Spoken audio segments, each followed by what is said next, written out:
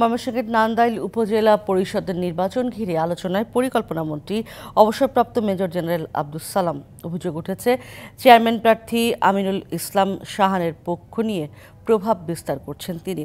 এই অবস্থায় সুষ্ঠু নির্বাচন নিয়ে শঙ্কায় আছেন শাহানের প্রতিদ্বন্দ্বী প্রার্থীরা। এ বিষয়ে মন্ত্রীর কোনো বক্তব্য পাওয়া না গেলেও শাহানের দাবি সব অভিযোগই মিথ্যা ও বানোয়াট। চতুর্থ ধাপে ময়মনসিংহের নান্দাইল উপজেলা পরিষদের নির্বাচন 5ই জুন।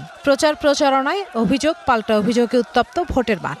তবে সব ছাপিয়ে আলোচনায় পরিকল্পনা মন্ত্রী অবসরপ্রাপ্ত major general Abdus Salam. Chairman পদে উপজেলা আওয়ামী লীগের সাধারণ সম্পাদক আমিনুল ইসলাম শাহানকে জেতাতে প্রভাব বিস্তার করছেন পরিকল্পনা মন্ত্রী। এই অভিযোগ অন্য প্রার্থীদের। তাদের দাবি, মন্ত্রীর সমর্থন পেয়ে বেপরোয়া হয়ে উঠেছেন শাহান। অন্য প্রার্থীদের প্রচারে বাধা দেওয়ার পাশাপাশি ছিঁড়ে ফেলছেন পোস্টার। মাননীয় মন্ত্রী এবং ওনার মেয়ে বাড়িতে নেতাকর্মীদেরকে ডেকে নিয়ে মোবাইল ফোন অফ করে তাদেরকে ইনস্ট্রাকশন দিয়েছেন কোনো কেন্দ্রে যাতে আমার কোনো এজেন্ট না থাকে, আর আমি যাতে নির্বাচনের প্রচারণায় যাইতে না পারি তার জন্য বাধা সৃষ্টি করা। মন্ত্রী মহোদয়ের কথা বললিয়া ঢালাইয়ের দৃঢ়তা, নির্মাণে নিশ্চয়তা, প্রিমিয়ার সিমেন্ট, ঢালাইয়ের রাজা।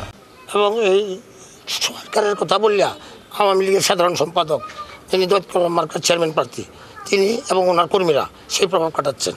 তবে অভিযোগ অস্বীকার করেছেন চেয়ারম্যান প্রার্থী শাহান। প্রভাব বিস্তার করার থাকলে মন্ত্রী মহোদয় আরো আগে প্রভাব বিস্তার করতে পারতেন এবং প্রভাব বিস্তার হচ্ছে বলে আমি মনে করি না। কোথায় কখনো আমার পক্ষে কোনো কথা বলছে বলে আমার জানা নেই।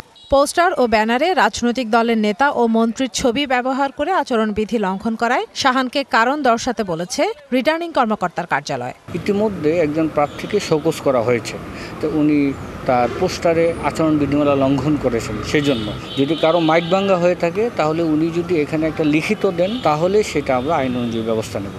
নির্বাচনের প্রভাব বিস্তারের অভিযোগ নিয়ে জানতে পরিকল্পনা মন্ত্রীর মুঠোফোনে একাধিকবার যোগাযোগ করেও সাড়া মেলেনি। DBC news desk.